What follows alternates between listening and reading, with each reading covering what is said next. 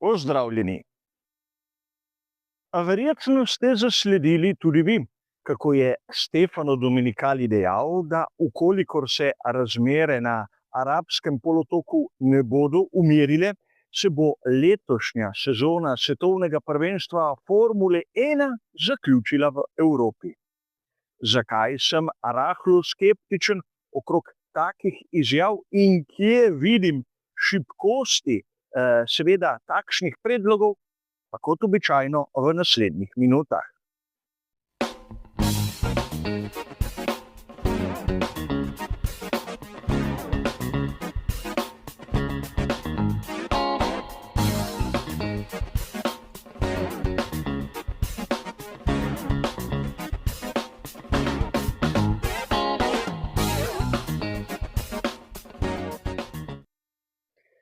Na samem začetku moram poudariti, da Stefano Domenicali ve, kaj počne. Je človek z izkušnjami v svoji karieri, je bil med drugim tudi glavni in odgovorni pri skuderiji Ferrari, ter da so ga prav zaradi njegovega znanja pri Liberty Media izbrali kot direktorja Formula 1 managementa. In če on reče, da se letos svetovno prvenstvo Formule 1 ne bo zaključilo v Las Vegasu, bo že tako. Ampak povedal je še nekaj drugega, da ukolikor ne bodo bili sposobni izvesti zadnjih 2 velikih nagrad zaradi varnostnih razmer, se bo letošnje svetovno prvenstvo Formule 1 zaključilo v Evropi. In takoj, ko so nekateri slišali te besede Stefana Domenicalija, so se pojavila ugibanja. Govorilo se je o progi v Portimao, govorilo se je o progi v Istanbulu, ter nenazadnje, kot ponavadi, o progi v Imoli. Tu je treba poudariti, da za razliko od Domenicalija sem sam le nekdo, ki objavlja bolj ali manj posrečene posnetke na YouTubu.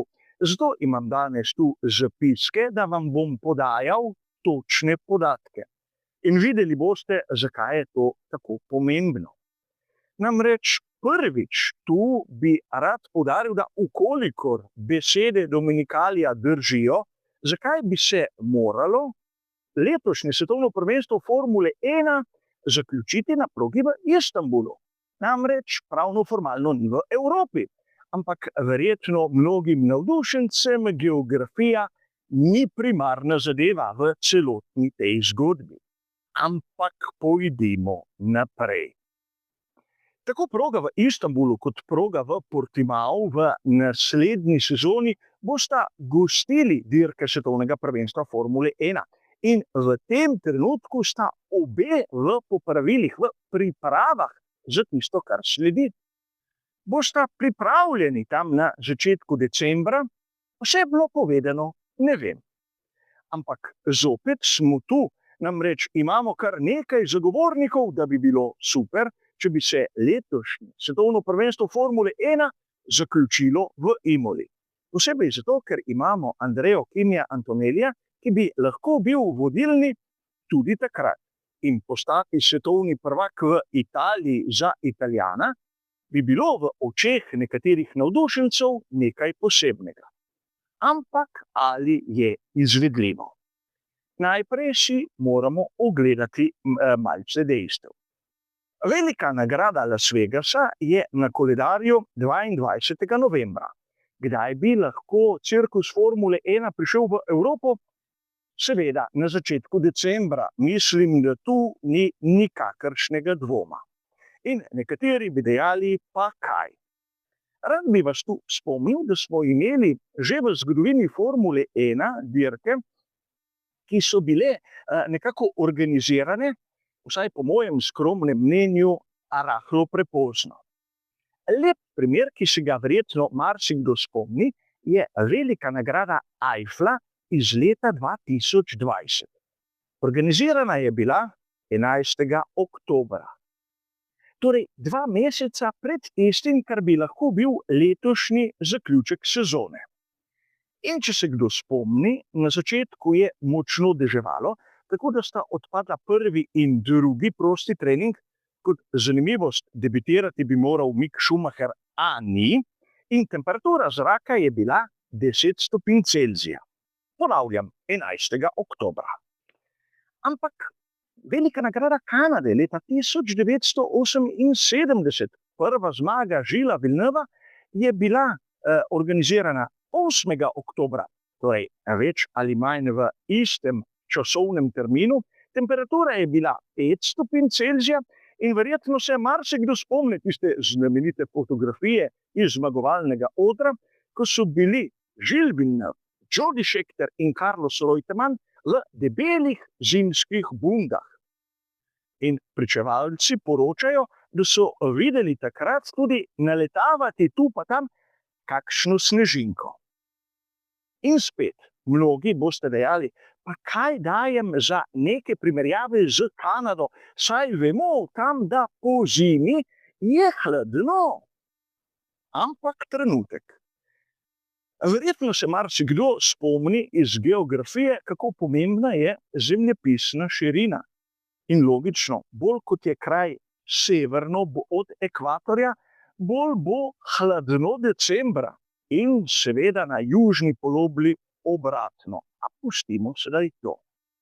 Verjetno v Silverstonu nihče ne bi organiziral dirke v decembru in zemljepisna širina te proge je 52 stopinj, 4 minute in 25 sekund na severni polobli.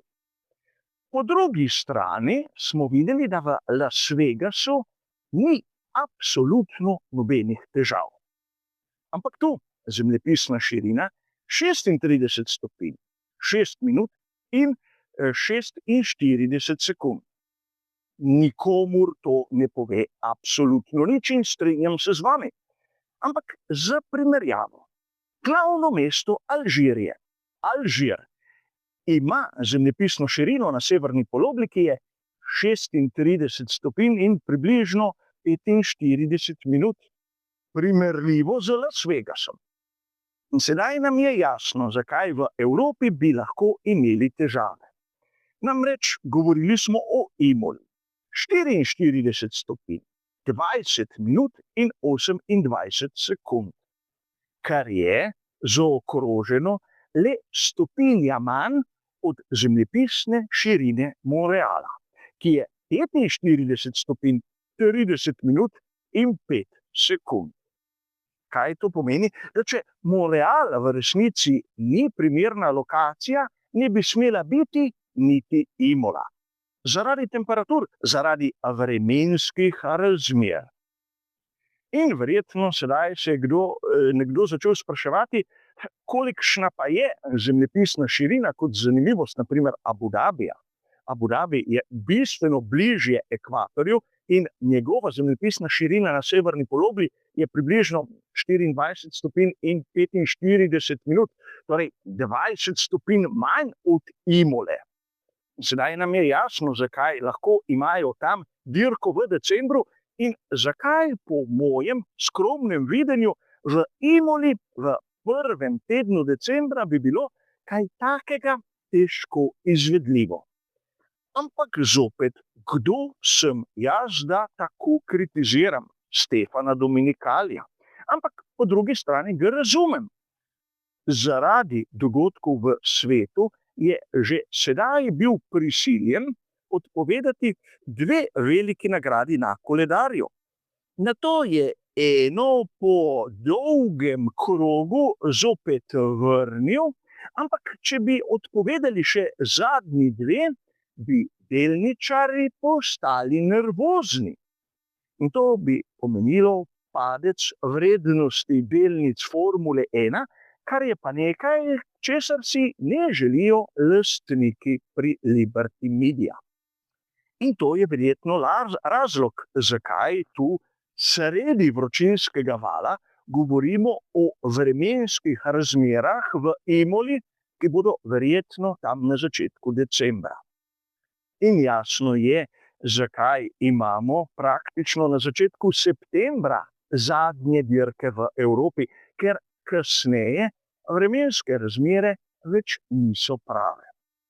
A upam, da se motim kot običajno in upam, da ima Stefano Dominicali prav. Ampak zaenkrat me ni prepričal in še zmeraj menim, da so moji argumenti malce močnejši. A videli bomo, kaj se bo zgodilo. Za danes je to vse. Hvala za vašo pozornost in nasvidenje.